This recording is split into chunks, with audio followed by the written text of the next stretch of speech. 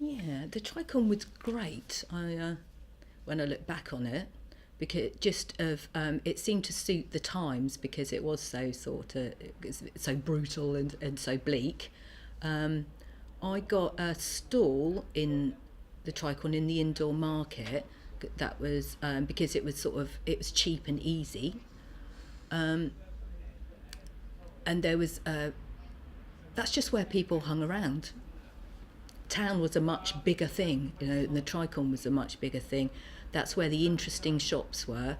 There was like Shirt King, which is like a teddy boy shop, and you could buy drapes and like UV socks and bootlace ties and things like that. Briefly, there was a shop called Bondage in General, just up from the Tricorn, which had bondage trousers and t-shirts. Um, it was the only place really that used to get shit and people shouting things at you from the market, typical market traders. But it's like, yeah, whatever. Um, it was okay. It just seemed it was quite a hub, not just for the alternative scene, but if you find old clips, the streets were heaving. It really was like the centre of the town.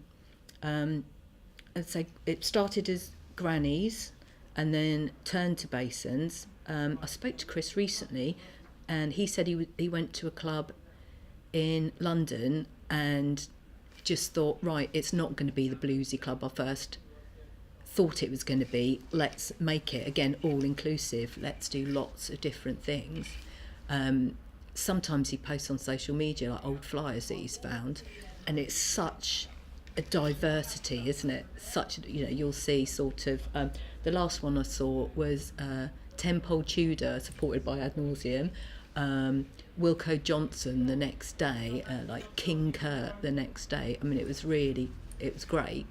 And because I did sort of advertising for them, I had a pass. I only lived 5 minutes away, so I was just there all the time. It was just a great excuse to go and see bands, sort of like 2-3 times a week.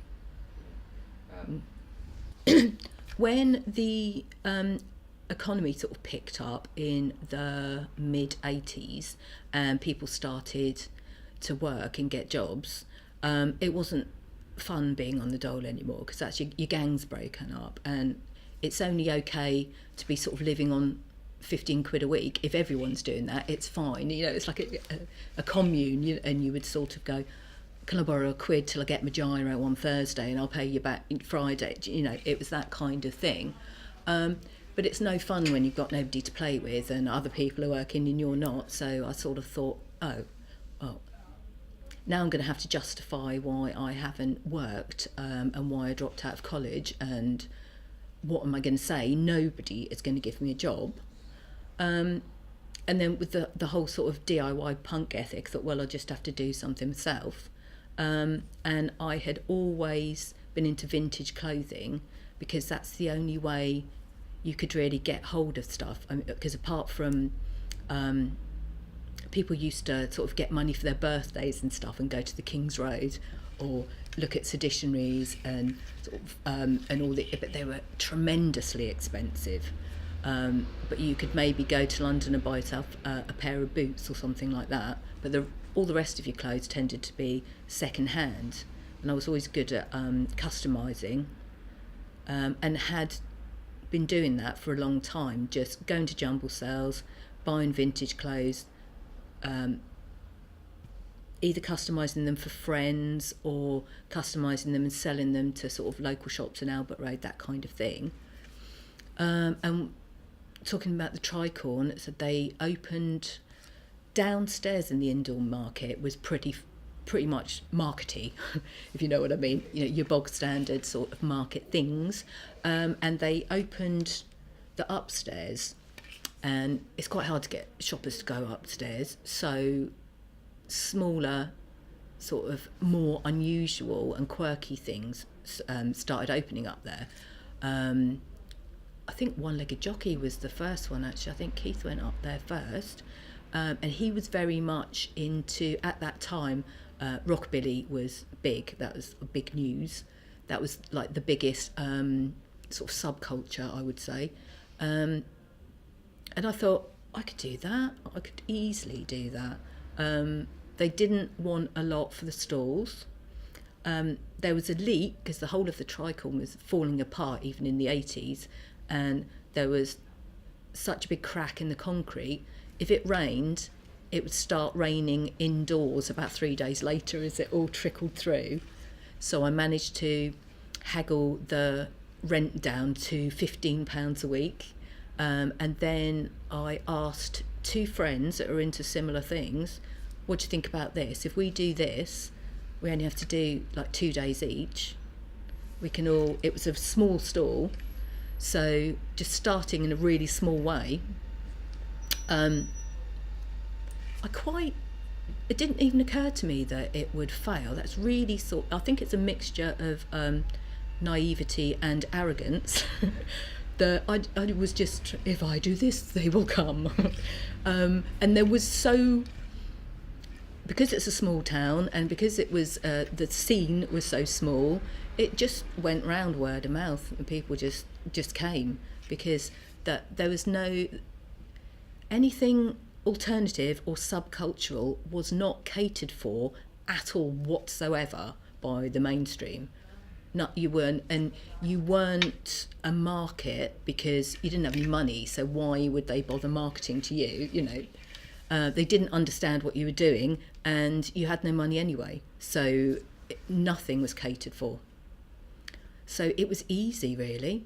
It's a whole sort of like, right, no one's going to give me a job, do it myself.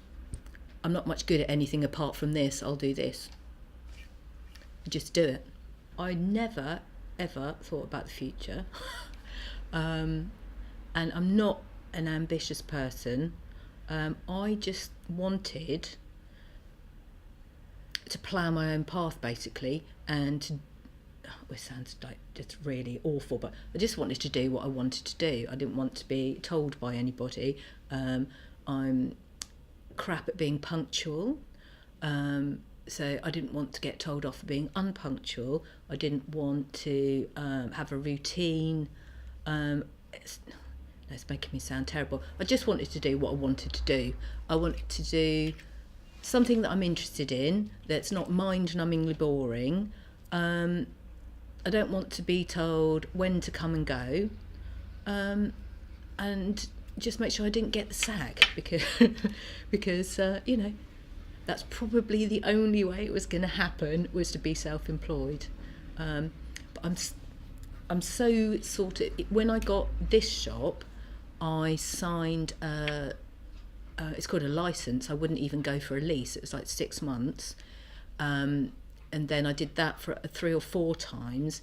And then he said, right, you've got to have a proper lease, and made me sign for 2 years. And I insisted on a break clause after a year.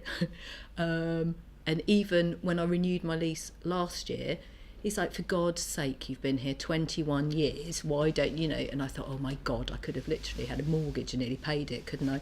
But I'm like, no, I don't like commitment. I'm not doing any more than 2 years.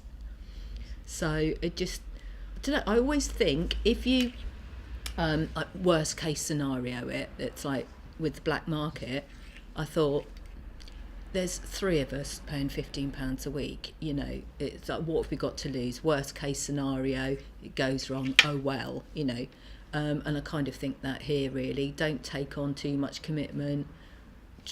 Try to build things up slowly so you don't get yourself in loads of debt, and then whatever, go with the flow.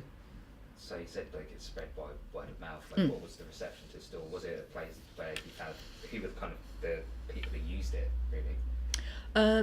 All the, well, it kind of knew everybody anyway.